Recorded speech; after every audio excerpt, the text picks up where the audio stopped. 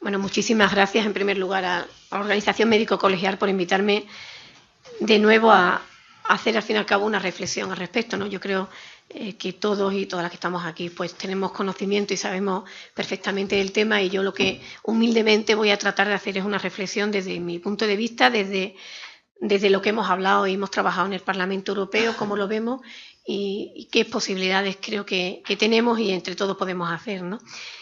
Como digo, gracias por este tipo de evento y sobre todo a la Organización Médico Colegial, porque recientemente me preguntaban en una entrevista que qué papel había jugado en todo el tema del acceso a los medicamentos, y bueno, yo tengo que reconocer que la Organización Médico Colegial de España ha sido precisamente una de las más activas desde ese compromiso ético con el ciudadano y con el paciente, siempre en el centro del sistema, para apoyar las causas que ha considerado justas, y ha sido fundamental tanto desde el punto de vista del aliento como de sus aportaciones en el debate que hemos tenido en el Parlamento Europeo, y así se les reconoce, ¿no? Yo lo quiero hacer público, ¿no? En cuanto al tema en cuestión, bueno, yo espero no pasarme, si no me cortáis, porque solo habla mucho y creo que, ya digo, todos tenemos seguramente muchas cosas que decir, y lo importante es que entre todos hagamos un feedback y tengamos un debate abierto. Yo creo que en estos momentos, respecto al acceso a los medicamentos, yo creo que lo que tenemos es un gran reto, y digo un gran reto después de un segundo reto. Yo creo que el medicamento en su día, la regulación a nivel europeo, a raíz de la farmacovigilancia y el desastre de la talidomida, tuvo un gran, digamos, avance esa regulación, o fue uno de los grandes hitos, y yo creo que nos encontramos hasta en estos momentos en otro gran hito, ¿no? Que es el acceso, la sostenibilidad de los sistemas, y al fin y al cabo el acceso a los mismos y especialmente a los medicamentos, ¿no?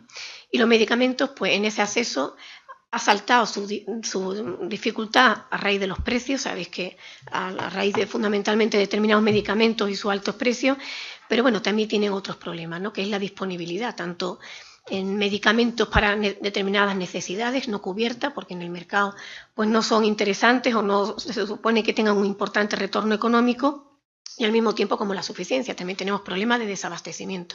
Hay medicamentos que son esenciales, pero sin embargo no tenemos capacidad de tener suficiente dentro de la Unión Europea. Por lo tanto, precios, pero también disponibilidad. Disponibilidad tanto en investigación como en suficiencia, ¿no? Y al fin y al cabo para que llegue al paciente. Creo que, y bueno, la industria siempre nos sentamos en la misma mesa y no me gusta tampoco sacarla. Yo creo que ellos hacen lo que les permite el espacio donde se encuentra. Y yo, pues bueno, hasta ahora, o se puede considerar que en parte el medicamento ha sido considerado como un bien más, o creo que así se ha introducido en un mercado como un bien de consumo más, o en gran parte, cuando no lo debiera de ser, y ahora explico el porqué. Y bueno, y en ese mercado pues la industria realmente creo que tiene un poder que es, digamos, desproporcionado o desequilibrado con el resto de instituciones que necesitamos, que tenemos la obligación de dar esa disponibilidad o ese acceso al medicamento a los pacientes. En definitiva, necesitamos reequilibrar ese mercado. Yo creo que ese sistema, ¿no? Yo creo que esa es mi primera idea, y que es lo que se introdujo en el informe. ¿Y por qué? Desde el punto de vista legal tenemos la obligación, y siempre pongo el derecho a protección de la salud, un derecho fundamental en la Unión Europea, y siempre se me dice que la propiedad intelectual también lo es, pero es sujeto al propio derecho a la protección de la salud. Es decir, que tiene un fin social, que sí que es promover la innovación, pero siempre con el fin social de acceso, al fin y al cabo, de esa innovación por parte de la ciudadanía. Por lo tanto, el derecho a la protección de la salud nos obliga a regular este mercado. Y no lo decimos ya el Parlamento lo ha dicho en varias resoluciones, y ahora ya en un informe, por fin, con iniciativas, con determinadas medidas, pero ya finalmente el Consejo también lo puso de manifiesto el año pasado, en las diferentes reuniones de ministros. Por supuesto, no hace falta que nombremos a los diferentes organismos internacionales como la OMS o la OCDE. En definitiva, el debate está ahí, ¿no? Y lo que se nos pide, yo creo que la obligación que tenemos, pues regularlo. Yo no voy a entrar por qué está así, por qué ese desequilibrio. Yo creo que eso ya no da lugar, sino más bien realmente qué es lo que debemos hacer. Solamente decir que, bueno, el tema de la propiedad intelectual, ¿no? Ha habido también un debate, y lo tuvimos muy importante en la Unión Europea, en el Parlamento, sobre si la propiedad intelectual debería de salir o del tema de los medicamentos. Bueno, yo de entrada digo que lo que habría que regularla para que cumpla su función, por lo menos estudiar realmente si ha cumplido su función, y en todo caso regularla, porque lo que está claro que de entrada podemos estar ante un uso y abuso en muchísimas circunstancias de esta propiedad intelectual, y en muchas ocasiones incluso fomentada o alentada por los diferentes incentivos que se han puesto desde la propia Unión Europea, tratando de solventar lagunas que teníamos en investigación, ¿no? Es decir, no voy a decir que la Comisión, pues, digamos, concienzudamente esté tratando de que se haga ese mal uso, sino realmente se han puesto en la mesa o en marcha determinados incentivos que, bueno, que no han dado, que no han hecho que al final se haya traducido en un acceso al paciente. Sí ha promovido la investigación en determinadas áreas, pero no ha redundado en el último fin, que es el que creo que es el punto de partida, ¿no? Por parte de las instituciones. Las instituciones efectivamente han hecho medidas para promover la disponibilidad en torno a nuevas investigaciones, nuevas necesidades, pero no ha llegado, que creo que es donde tiene que estar la institución, en garantizar que esas necesidades, al fin y al cabo, lleguen a los pacientes. El informe del año 2008 de la Comisión fue muy importante cuando analizó el funcionamiento del sector farmacéutico en la Unión Europea. Desde entonces ya van 9 años, es decir, no se ha hecho grande, es decir, que el debate va lento, las medidas son lentas, 2008 no, pero es un informe magnífico que la Comisión es la primera vez que pone sobre la mesa realmente de forma abierta. El informe para mí es de lo mejor que ha hecho al respecto la Unión Europea, donde pone realmente de relieve cuáles son los problemas. Los problemas es dificultades de entrada en los genéricos, por supuesto, estrategias en ese sentido, un montón de litigios, ¿no?, que retrasan enormemente esa entrada. Por supuesto, pone de manifiesto por primera vez que más del 85% de las patentes nuevas no son innovaciones como tal. Tenemos innovación incremental, pero no tenemos realmente, tenemos un déficit en muchísimas áreas, y hay, digamos, la proporción de innovación incremental respecto a nuevos medicamentos o grandes innovaciones es deseable que fuese en otro sentido. En definitiva, habla de que hay un mal funcionamiento de este sistema y que es necesario tomar medidas. Hasta ahora había tomado medidas, pero como ya digo, medidas que yo creo que ya analizadas con esta perspectiva, pues no demuestran que hayamos conseguido lo que se pretendía, ¿no? Si hablamos del reglamento de medicamentos huérfanos, ha dado un número importante de tratamientos para necesidades que no estaban cubiertas, pero también es cierto que los precios medios al año de estos tratamientos son muy altos, al mismo tiempo que parece que se está convirtiendo también en un modelo de negocio, porque el retorno económico es mucho más rápido, tiene una serie de incentivos que hacen atractivo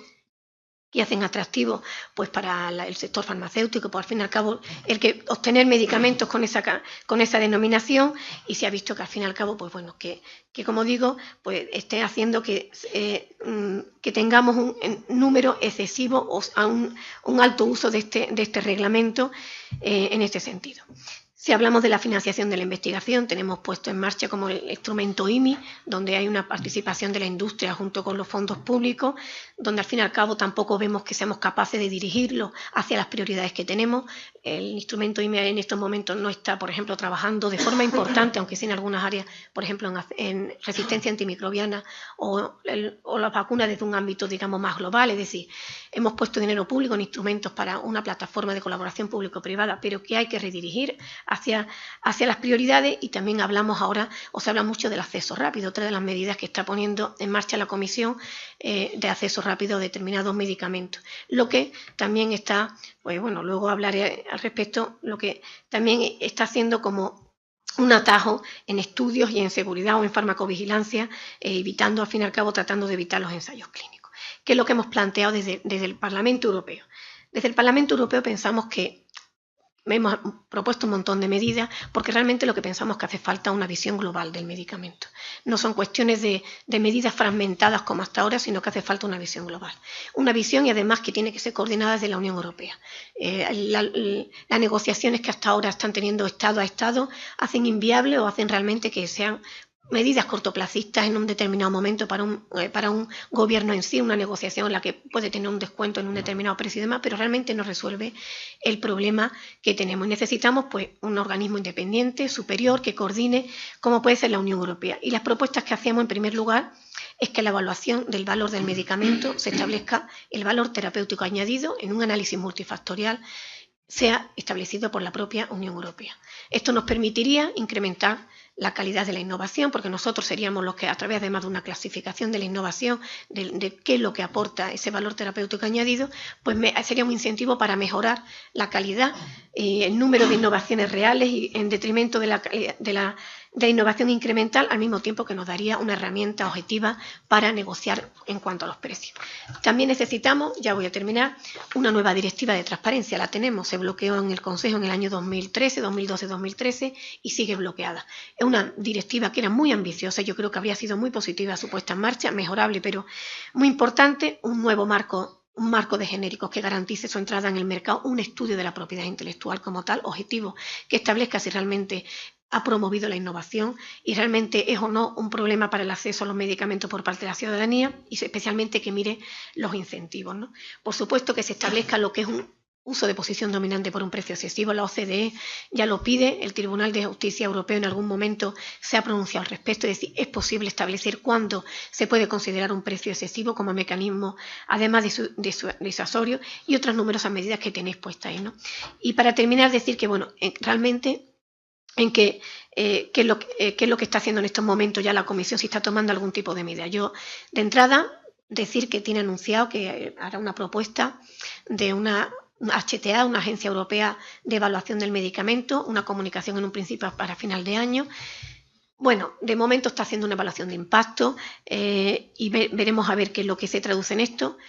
Ha hecho recientemente, la semana pasada, publicó el plan de actuación para combatir la resistencia antimicrobiana.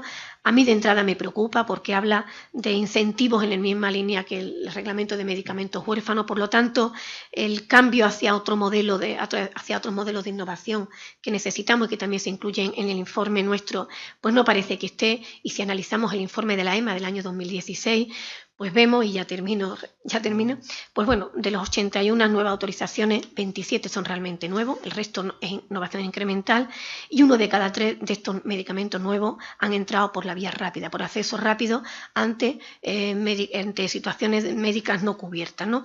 Por lo tanto, me preocupa. Me preocupa además el alto porcentaje de denominaciones de medicamentos huérfanos que incluye en este informe del año 2016. Como sabéis, bueno, es un reglamento que permite prácticamente en 2 años, muchos de ellos tienen el retorno de la inversión realizada y después 10 años de exclusividad, no tienen tasas o tienen menos tasas. En definitiva, me preocupa realmente que a día de hoy, pues bueno, todavía no parece que haya una importante reflexión al respecto de la propia Comisión. Es más, incluso se habla del tema de la Big Data, ¿no?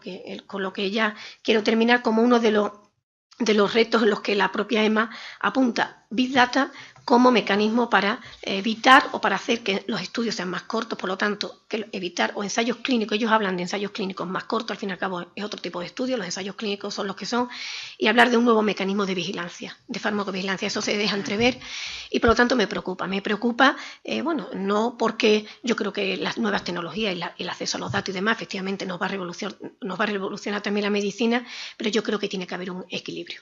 Yo pienso que tiene que haber necesario equilibrio entre la industria, la relación público-privada y un adecuado retorno. ¿Por qué? Porque realmente este Big Data, que lo está haciendo y con una importante participación, ya lo hemos visto aquí el acuerdo que se ha firmado aquí en España, ¿no? Una importante participación del sector privado, que ya lo tenemos no solamente en la investigación, sino también, como ya digo, en el Big Data necesitamos repensar el modelo en ese sentido, necesitamos reequilibrarlo y necesitamos al fin y al cabo poner al paciente en el centro del sistema y que finalmente garanticemos que todo esto que estamos poniendo en marcha, el fin último, sea de verdad el acceso por parte del paciente, no sea ni siquiera poner a disposición del mercado o del sistema sanitario, porque eso al fin y al cabo no es real, ¿no? Es decir, poner un producto al alcance del sistema no es ponerle un producto al alcance del paciente, ¿no? Si el sistema no es capaz de absorber ese nuevo medicamento, ese nuevo producto, realmente lo que hemos hecho desde la gestión pública, realmente yo creo